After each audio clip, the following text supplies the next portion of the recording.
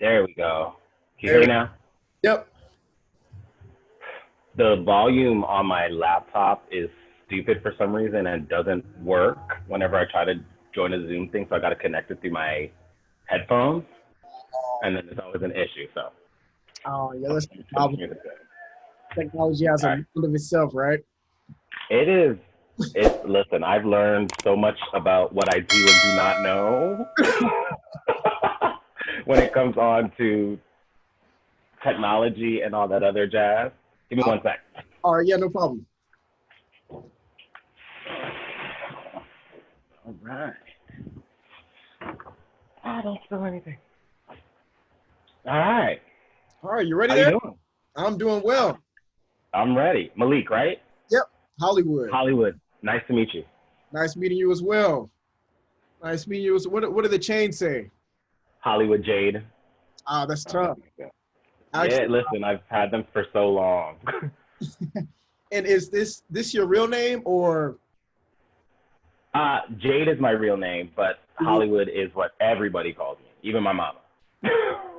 Actually, the reason I ask, my homeboy, his name is Hollywood, and we call him Jamal. So, um, it's it's it's That's so cool. You know how many people I know actually have the name Hollywood and their second name begins with a J? Like, it's actually crazy the amount of people that I know that it's a whole thing. I'm like, all right, well, here we go. it's a thing. It must be a thing. hmm We can go ahead and get started. So, first off, how are you doing? You know, black male in these crazy times. It's like we're spotlighted right now. It's the craziest thing about all of it is that, like, I've always had this sense of awareness that something just wasn't right. Like, I'm in Toronto, I'm in Canada, and our dynamic is very different than in America. But I watched and was exposed to a lot of like American history because I was just so fascinated at the fact that I'm like, what I'm being taught doesn't reflect me at all. So I went and I studied Ernest Green and I studied the Little Rock Six. Like I went and sought the information out. So I've always been like aware of what was going on. So it's gagging to me that people are just now finding this out. I'm like, guys, we're the same age. Like, people who are 36 didn't know about Black Wall Street.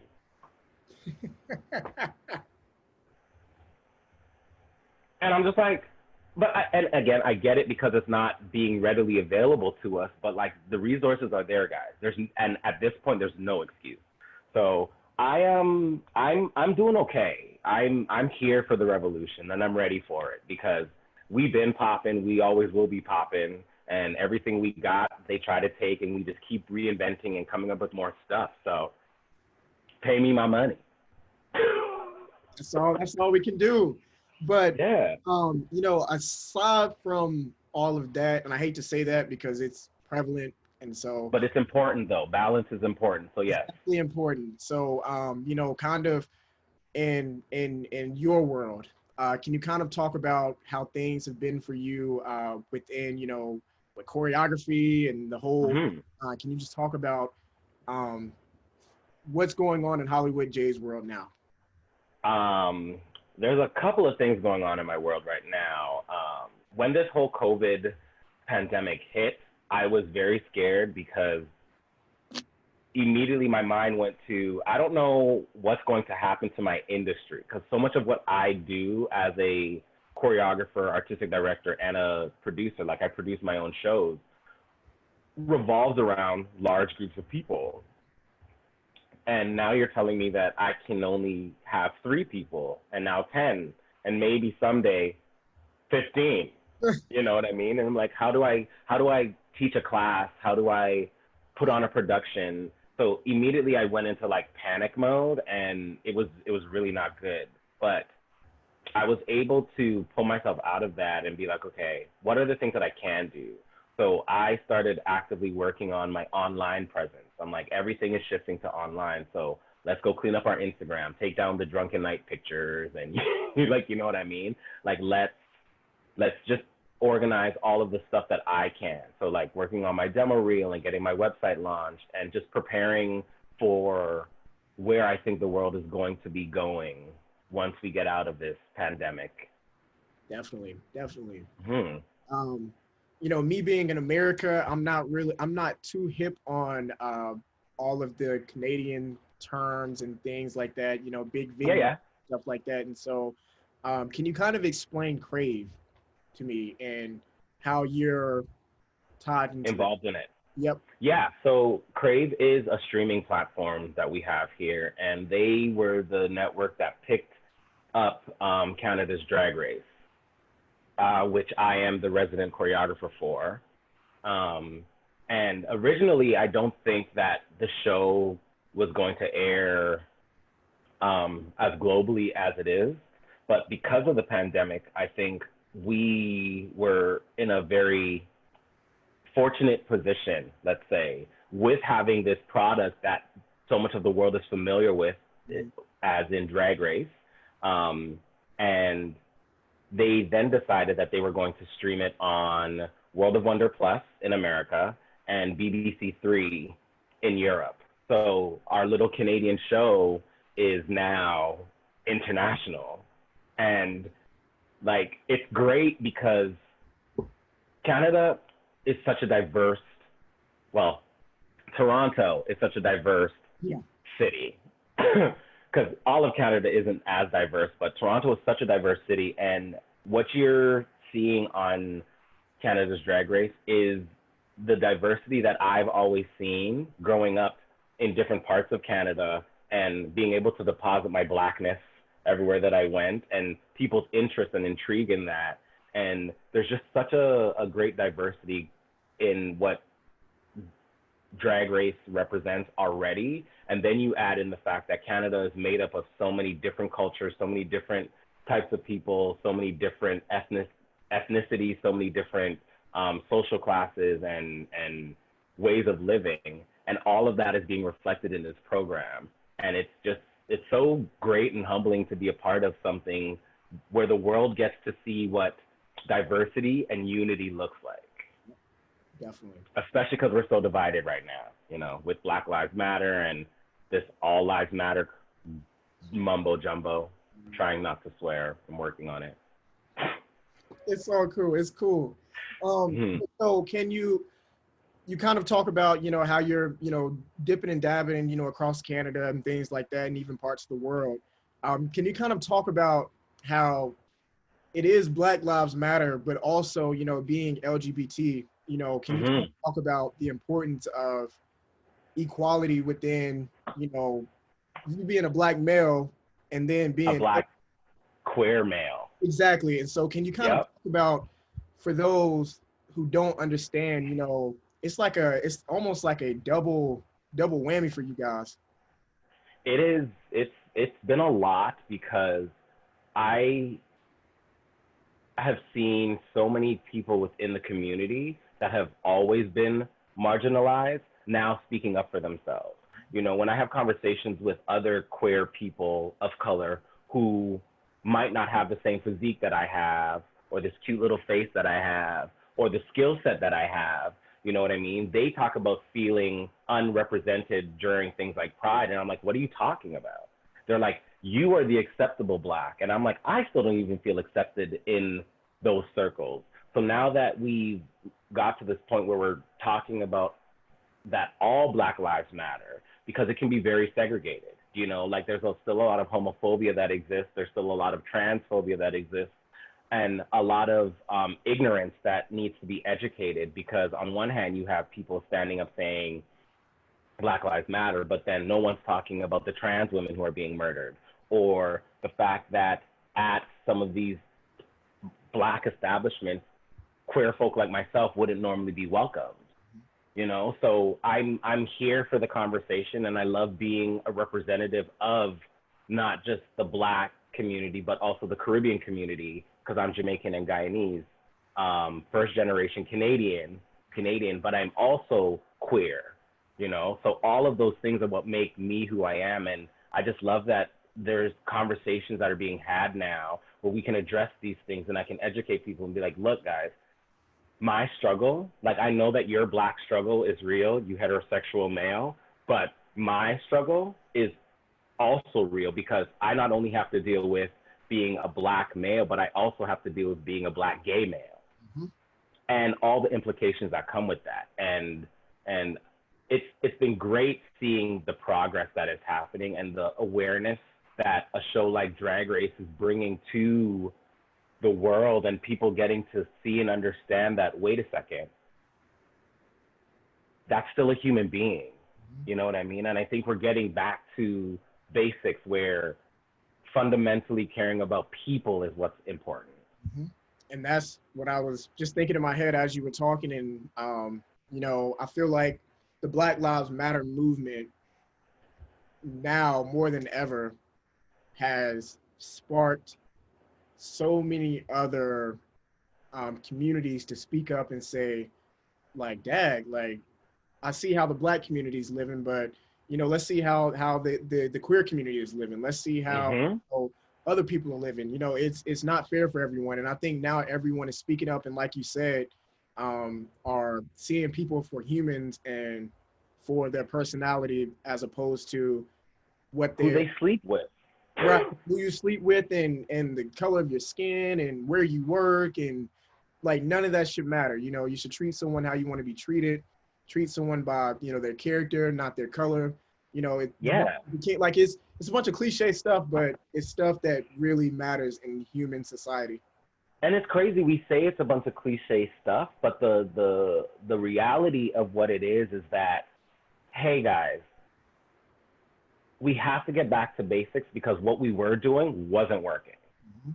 Not even the 1% were happy. Mhm. Because if they were, then they would have been content with the money that they got. But they were like, no, I need more. No, I need more. I need more. Nobody, the norm wasn't working for anyone. And I can actually sit here and say I'm grateful for COVID because COVID helped spark the Black Lives Revolution because people had time to sit and people had time to be still and you couldn't avoid the images that were coming to you.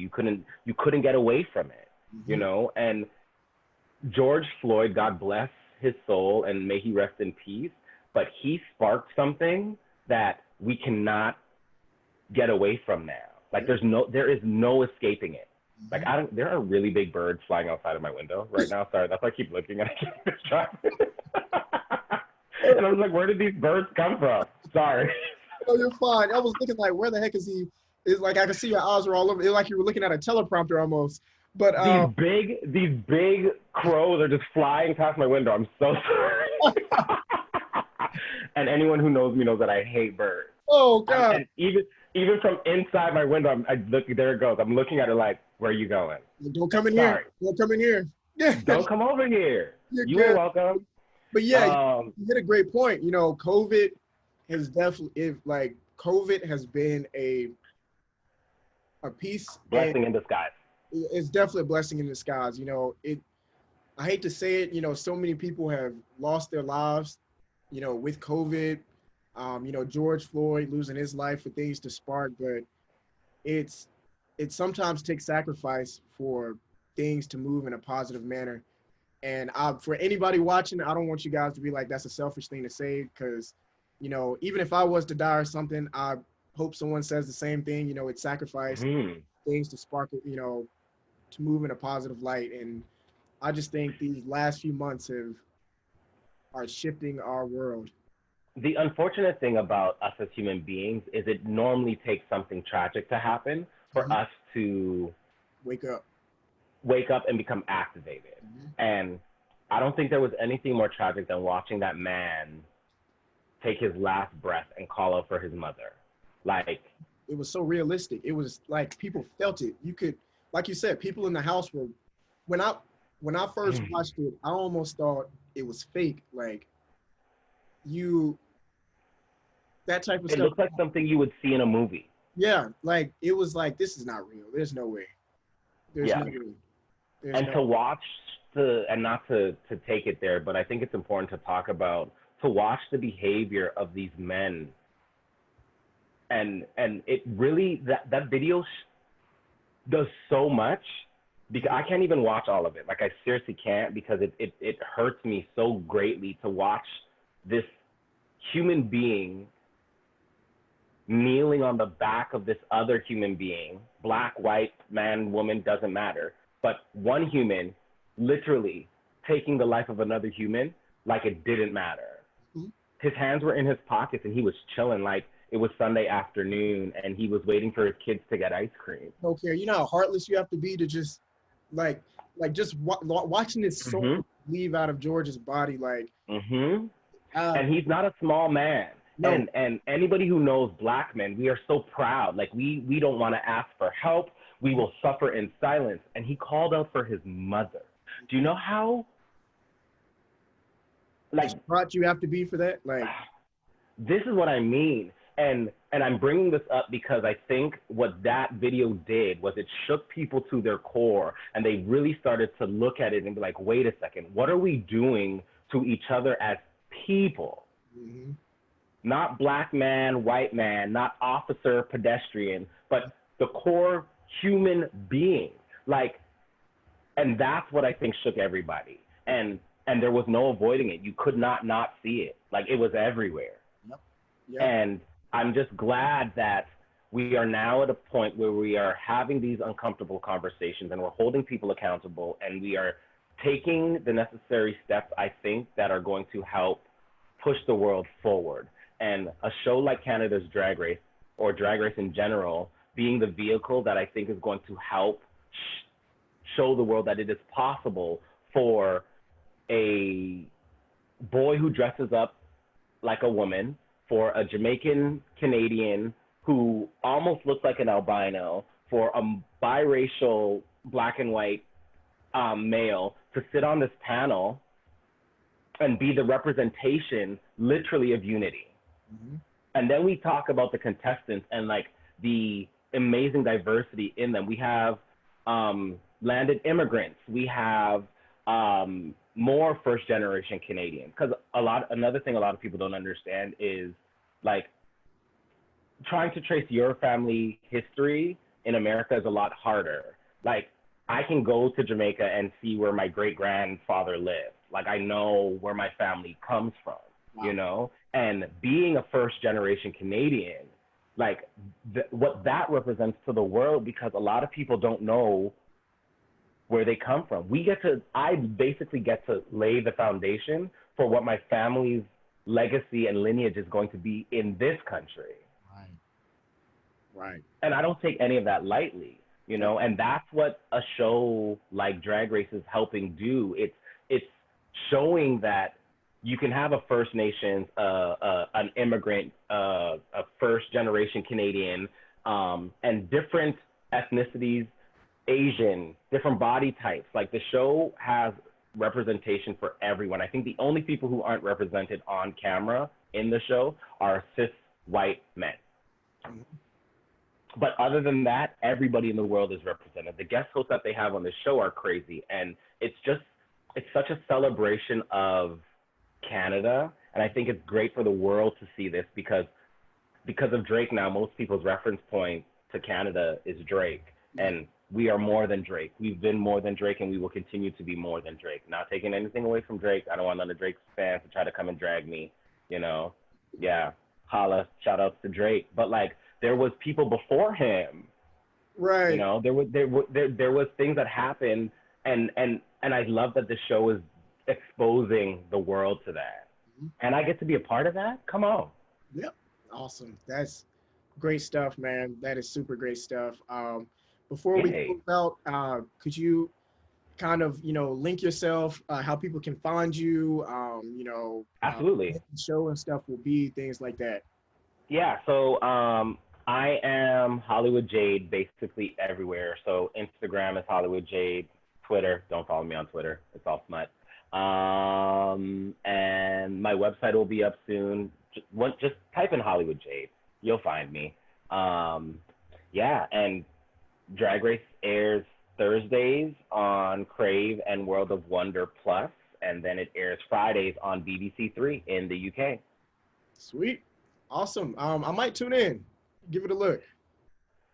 I think you should. Honestly, last night was the premiere episode, and I've just been watching and seeing all the responses, and people are just like, what is going on in Canada? Like, everybody's gagged to see like such diversity, like and that we can't. Like, I'm so proud of being a part of this production. Like, I have to shout out RuPaul. I have to shout out World of Wonder. I have to shout out Salon Media. Um, they did their thing and really wanted to make sure that the narrative that was being told was authentic to Canada, that the world could see. Now the world originally was just for Canada, but like the world can see now what's going on north of the border. Yep. Awesome stuff. Well, that's all the time that we have, Hollywood. I appreciate All you for your great. time, and good luck to you in your future endeavors and things moving forward. I appreciate you, and same to you, man. Keep up the good work and keep doing what you're doing because it's important, and we need to keep amplifying Black voices and making sure that our presence is not only heard but felt. For sure. I believe that 1000%. I appreciate it, man. All right, take care. Alrighty then.